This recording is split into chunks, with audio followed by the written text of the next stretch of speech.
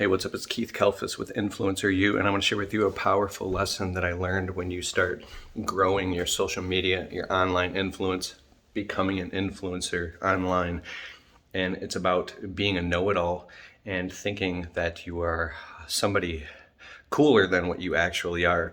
And it takes me back to Seattle. I live in Michigan, but a couple years ago I did a speaking engagement in Seattle. And so I got everything paid for and I flew out there and I flew out one of my best friends, who's an amazing videographer, Quentin Howell. He's a filmmaker. He's amazing. He flies out with me, and before I speak, he's setting up cameras all the way and putting a microphone on me, and people are impressed because they're like, wow, this Keith Kalfas guy, he has his own videographer? He's just my friend Quentin, but yeah, I guess I have my own videographer, and because I'm a social media expert, and that's why pardon me, I just ate. I'm on a fruit and veggie kick right now, lots of vegetables. But and I got a keynote speech in 2 weeks. I'm flying to Orlando, and I'm speaking as a keynote speaker in front of an entire, international thing. It's a huge, biggest opportunity ever, and that's why I'm talking about this. It's so important. So, anyways, that's why I got flown out there, is because I'm a social media guy. But here was the issue. I was actually in the room with people, speaking to and in front of people that were made double, triple, quadruple the amount of revenue that I made in my business. I just happened to be good at social media. I should have been there as a student learning from all of them and taking notes. Sure, when you go up and you speak for your half an hour or your hour about what you're an expert at, that's good. But you should also be the student. Well, there are different points during the event, the first half of the event, when every time something came up about marketing, because I'm a marketing guy, I was so excited. I kept raising my hand and wanting to give input and add value to the event while we were sitting around, because I had studied all this stuff, and I was so excited to keep sharing and sharing and sharing all the stuff that I had learned, or at least thought I knew about marketing. And at break time, my friend Quentin, who's also a business owner, he's outside and he's filming stuff and getting B-roll and messing with his camera lenses. What I mean is, he's a business owner, but he also used to own the type of business at the event we're at. So he's very familiar with the territory, a very wise man. I go up next to Quentin and I start talking to him. He says, it's just him and I now. We're out by the water and everybody's still inside of the event.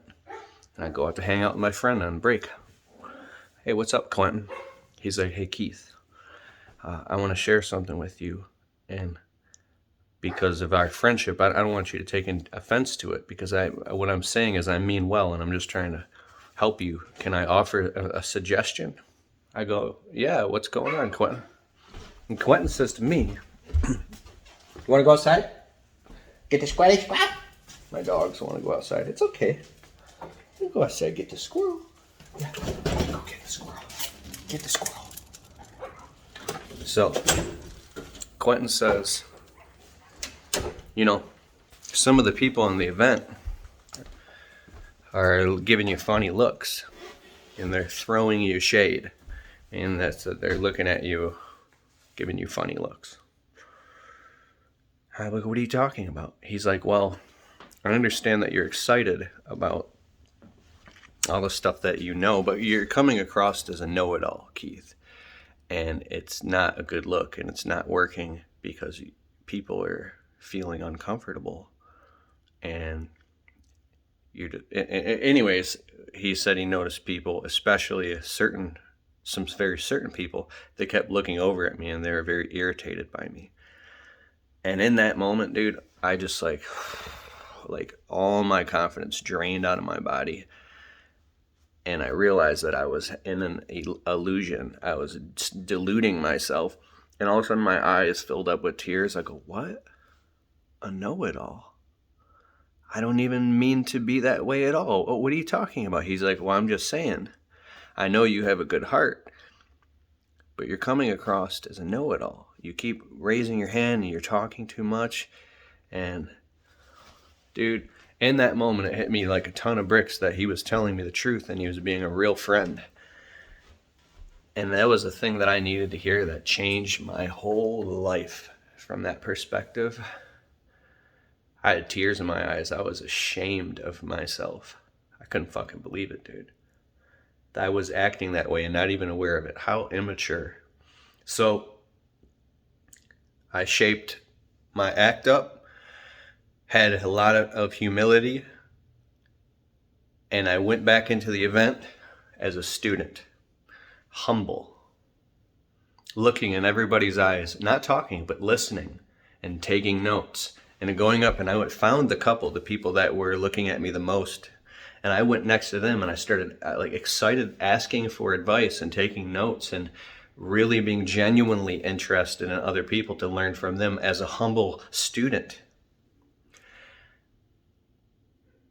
And by the time that event was over, everybody, as far as I could tell, not that it mattered that they liked me, but they liked me and they appreciated my attendance at the event, and it turned out to be good and a great experience. And I even made a couple friends where it could have gone bad and I could have left a lasting negative impression, which I might have, And from that moment forward, whenever I walk into a live event, I don't care if I'm just an attendee, a student, or I'm the speaker or the keynote speaker. I'm walking into that event as a student and as a member of the community who is proud, who has his thinking cap on, his student hat on. I've got my notepad and I'm taking notes. I don't think I'm better than anybody else. And I'm there to learn. Even if I'm the keynote speaker, I'm there to serve and to learn and to add value, but not to be a know-it-all and not to be somebody who's constantly, how stupid. Anyways, you got the message. Powerful lesson, and I learned my lesson that day, and it was because of my friend Quentin. All right, I'll see you in Orlando.